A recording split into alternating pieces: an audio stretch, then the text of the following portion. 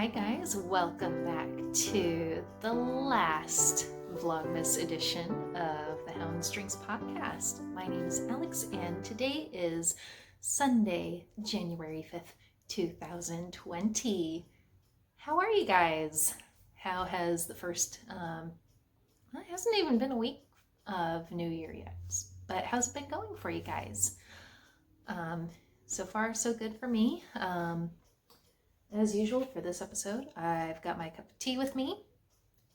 And this is the little mug from Taylor's parents. I absolutely love it.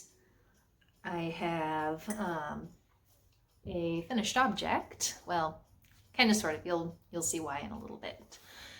And then this is the last time you'll get to see this until next year. And I've got some other fun things to talk about, so let's get started. Today's tea is one of my favorites and my mom's from Celestial Seasonings. This is Sugar Plum Spice.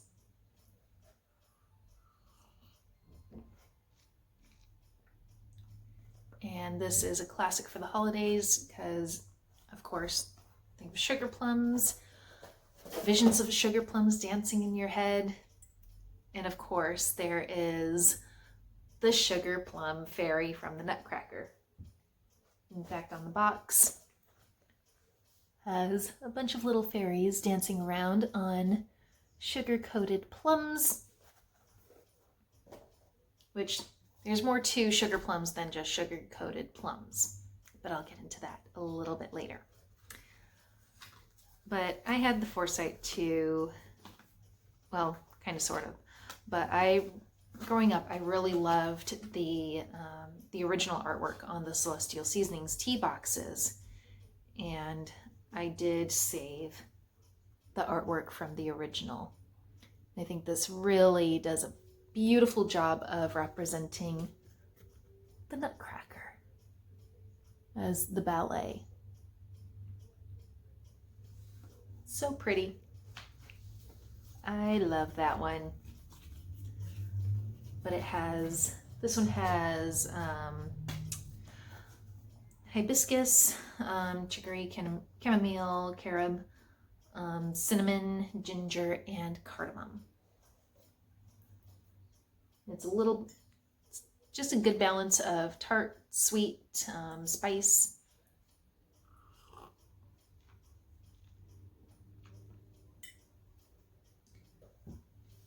Absolutely delicious. Now, kind of going back to the sugar plum thing, sugar plums are not just plums coated with sugar.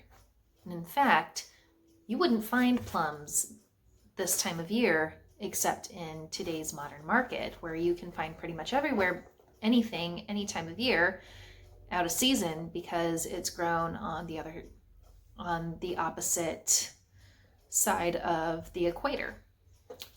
Now, back in the day, when sugar plums were an actual thing, it was basically a mixture of dried fruit, nuts, spices, and of course, a sugar topping.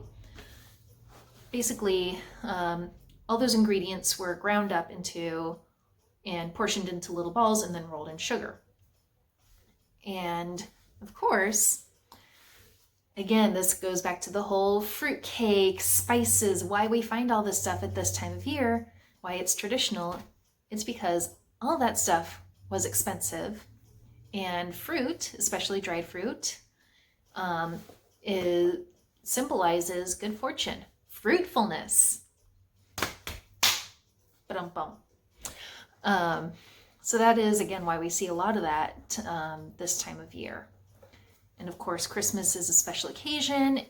Christmas and New Year's are all special occasions. And those would be times when you would break out the good stuff. You would be a little extravagant in the treats that you made. So there we go. All right.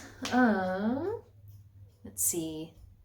I do have a finished object to share. Again, I say kind of sort of because I may need to redo it. I saved it just so I could show it off in the podcast. And then I'll probably frog back a little bit. But anyway, before I explain further, I'll show you. This is the hat that was supposed to be for Taylor, but unfortunately, it's too short. I followed the directions, stitch by stitch, row by row, and my gauge was spot on. That goes to show you I made a rookie mistake, and I really should have looked at the picture, because when I put it on myself, pardon the string there, when I put it on myself, let's do this.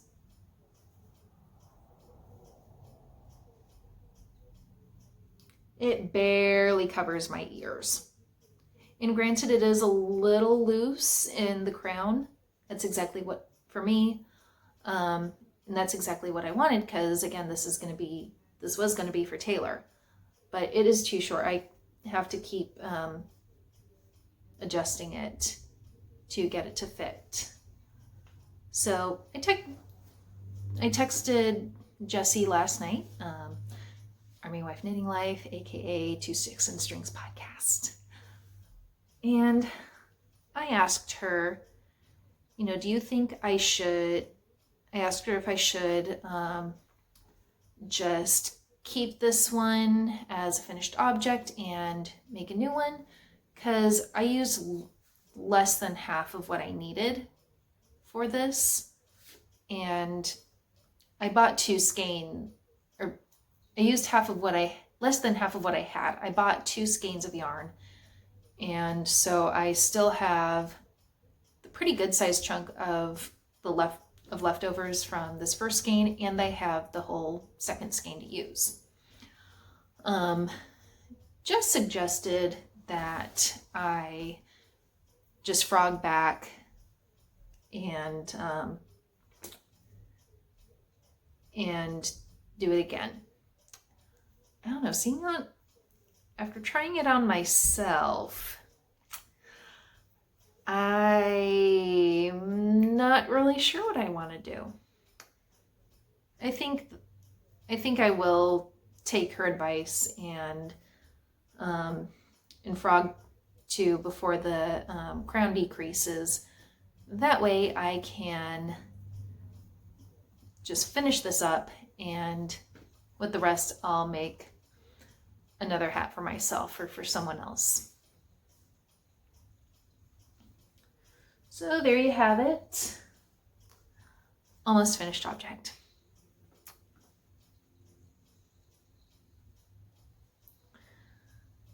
So we'll see what happens there, but at least you get to see it complete. Oops. All right, so as far as knitting content, that's all I have. And before I go for this episode, I want to share a little bit about today's date and its significance. So today, again, is January 5th. Today is, that being said, it is the 12th day of Christmas, and also known as the Epiphany. So today is in Catholic and other Christian faiths, today is traditionally celebrated as the day that Jesus is revealed to be God incarnate, or Emmanuel, God is with us. And of course, traditionally, this is the day that the 3 magi arrive at the stable and pay homage to Jesus. And there are a lot of celebrations all over the world. If you have a chance to look up Epiphany celebrations, or 3 Kings Day, as it's known in some parts of the world. I know a lot of Latin American cultures celebrate it as 3 Kings Day. And then in British culture, there's also the Twelfth Night celebration, which is also the name of a Shakespeare play. And I'm not sure how much it has to do with celebrating Epiphany, but I've heard it's a really, really good comedy, really funny. That's on my reading list right now, is to read Twelfth Night. And of course, if I have an opportunity to see it, but performed, then I definitely will take it. Last night, as far as myself, it's never really been a tradition to celebrate anything other than at Mass, but I found my DVD copy of my favorite Christmas special, my favorite Rankin and Bass Christmas movie, The Little Drummer Boy. And this is one that you no longer see on television because it's very overt religious aspects.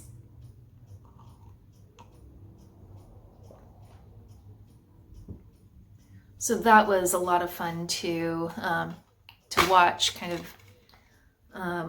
re-up that tradition. I think that's one that, if I down the road have kids of my own, I kind of want to make the 12th night and Epiphany a thing in my household. And of course, celebrate by watching this beautiful movie.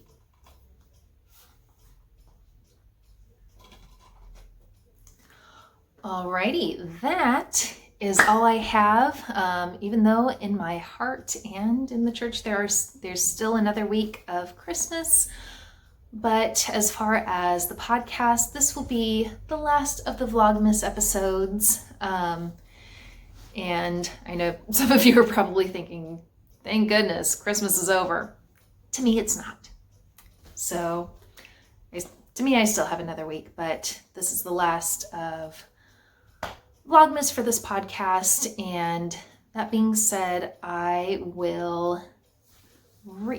going to take a hiatus for the rest of the month, and I will be back with the regularly scheduled program in February. And hopefully this time I can stick with making it a monthly podcast.